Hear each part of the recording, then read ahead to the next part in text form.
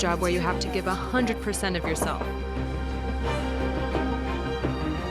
Old age is also about jobs. It's about reorganizing society. On les cartes.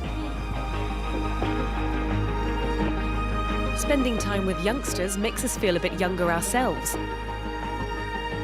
Hello and welcome to this edition of France in Focus, brought to you from a state-run retirement home just north of Paris. Here in France, the average life expectancy is going up, while the proportion of people aged 65 and older is also on the rise. Some older people can, of course, live independently, but others with more complex needs often choose to live in a retirement home. Around 2.5 million senior citizens in France are no longer fully independent. 2/3 of them stay living at home, often with the help of a carer. Just over a third, around 730,000 people, live in residential care homes. Some of these homes have independent living facilities, but most of them, 8 out of 10, are nursing homes. There are around 7,400 nursing homes in France, looking after around 600,000 residents. The average age people arrive is 85 years old, and the average length of stay 3 years. A quarter of the French population will be living in a nursing home at the end of their life, and it's a heavy cost for families. The median price of a room in a state nursing home is €1,977 a month, and in a private nursing home, the average cost per month is €2,400. That means a third of residents have to draw on their savings or sell their home, and 11% have to rely on help from their families. As France gets older, it's estimated that in 2050, there will be 4 million elderly people unable to live independently, meaning the number of nursing home places will need to double, with 900,000 more beds needed before 2045. Every week, this home organises a number of activities for its residents. Today, we're at a movement workshop aimed at getting limbs moving and heart rates up. Allez, on inspire profondément par le nez. Et on souffle par la bouche. What we want to do is offer them regular activities that make them move and are fun as well. So things that boost their ability to move and use their body. Thomas, vous nous montrez comment vous boxez? Et droite. It makes you move about. Yeah? And do you feel like you need that? Oh, definitely. Yeah? Especially now, seeing how old I am. As the demand for places in retirement homes soars, so too does the need for qualified and dedicated staff. But the work is extremely demanding, and as the workload increases, some carers feel they can't provide the quality of care that residents deserve. A smile, a kind word, and a caring attitude. Over the past 3 years, a bond has developed between caregiver and patient. Each day, Marie-France Guillaume tries to make life in a nursing home a little easier for the residents. If she's pleasant, I'm pleasant too. If she's a bit stern, I tend to be the same. Look how happy I am to see Marie-France once again. It gives me great pleasure too. She takes care of 7 people and works 10-hour days. For Guillaume, it's more than just a job, it's a calling. She says the relationship she has with her patients makes the hard work worthwhile. Physically, it can get very tiring because we start pretty early in the morning and you have to work fast. Sometimes we're understaffed. It's a job where you have to give 100% of yourself, but at the same time, you always have to let them know they can count on you. It's a job that can be hard and is low paid. Guillaume's take-home pay is just €1,450 a month. The profession's having a hard time attracting new workers. These latest ads emphasize the human side of the job. It's estimated that within 10 years, 300,000 nursing assistant and health aide positions will need to be filled. In the nursing home where Guillaume works, its director acknowledged the difficulty in recruiting candidates. Nowadays, a nursing assistant will usually choose to work in a hospital over a retirement home. So that's why when we train up our employees and that they choose to stay with us willingly, well, we're overjoyed. Back in the bedroom, the day draws to a close. Time to say goodnight.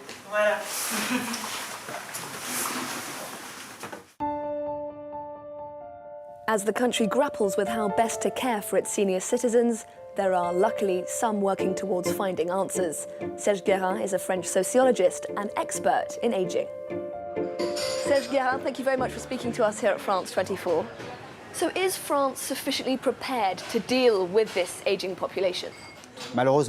Unfortunately not, in terms of the economy and the budget, but most of all in terms of culture and political vision, we are not prepared at all, even though we've been aware of the problem for 50 years. Now, we know in this country we do have an ageing population, and yet there seems to be a certain reticence about discussing what that really means for French society. Why is that, do you think? This reticence is partially cultural. We don't like to talk about age. It's more chic to talk about young people, modernity, the future, and to associate yourself with youth rather than getting older. A second aspect is that those in power worry about saying, we only have problems, it's going to be expensive, what should we do? And the third thing is a question of their personal image. They want to say, I'm focused on the future and I'm taking the country forward with me. If I talk about old age, that's going to bore everyone and I won't get re-elected. And do you think that the French government has truly understood the extent of this problem? Unfortunately, for the moment, we are not yet at the stage of taking real decisions which will really help to prepare the country for this. We have to realize that this is happening now. From 2021, so in less than a year, the oldest baby boomers are going to hit 75. That's the age when you start to see big differences in the loss of their independence and increased health risks and so on. So there's going to be a spike in the number of older people, and we're not ready, not in economic terms or in terms of people power.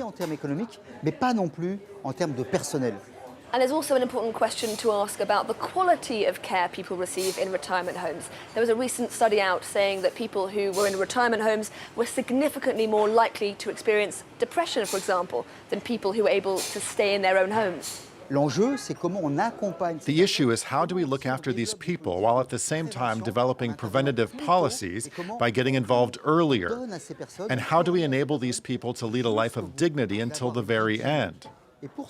To do this, it's a question of how we look at the problem. It's a question of investment in staff, in training, and their salaries, and how much value we give that personnel. We have to value looking after the most fragile and the oldest members of society.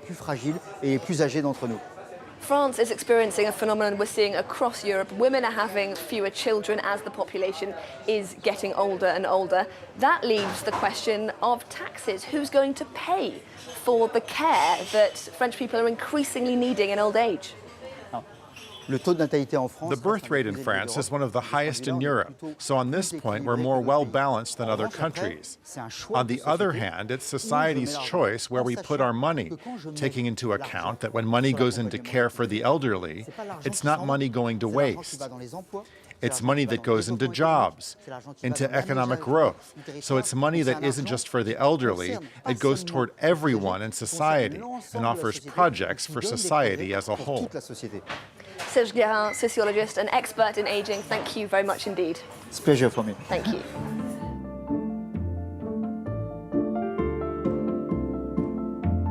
Back in 2008, a French mayor had a groundbreaking idea that he thought could radically improve the quality of life of both old and young in his town.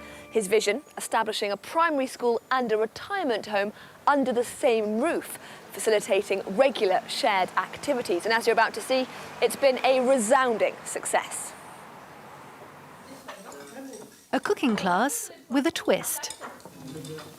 These well-seasoned pastry chefs can count on the help of some very junior assistants. Children and senior citizens coexisting. It's a simple but effective idea.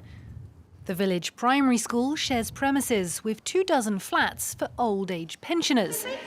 And each side brings something special to the table. The residents share their life experience, and the children bring their youthful energy. They forge deep bonds because being under the same roof means sharing everyday life. Among the activities on offer are meals, games, workshops and birthdays. And each one is an opportunity for dialogue. Pensioners are unanimous about the benefits of this unique setup that keeps their days full and their minds sharp. For 90-year-old Mireille, it's a breath of fresh air. Spending time with youngsters makes us feel a bit younger ourselves. Obviously, we know we're no spring chicken, but it does us good, and I think the kids like us too. All the activities are planned and organised, but spontaneous meetings initiated by either the pensioners or the children are more than welcome. The two generations are just a corridor apart. And these exchanges are by no means a distraction. According to the schoolmaster, the positive effects are as much social as they are educational. The children's attitude is very different when the residents are with us. They're calmer, more settled, and very caring. And that's the perfect mindset for them to learn. On the educational front, it's for us to be flexible. For instance, we spent 2 hours together talking about the Second World War, and that kind of first-hand experience beats any formal history lesson. It's the end of the day and school's out. The two generations tuck into the traditional king's pastry they cook together in the morning. Tu seras mon successeur. Comme ça, quand je vais m'en aller au ciel, c'est toi qui me remplaceras. All smiles, the children leave the premises for the night. Two shared activities are planned for the following day: a communal lunch and a session of the science club. Well, that inspiring initiative brings us to the end of this edition of France in Focus. Thank you very much for watching. Till next time.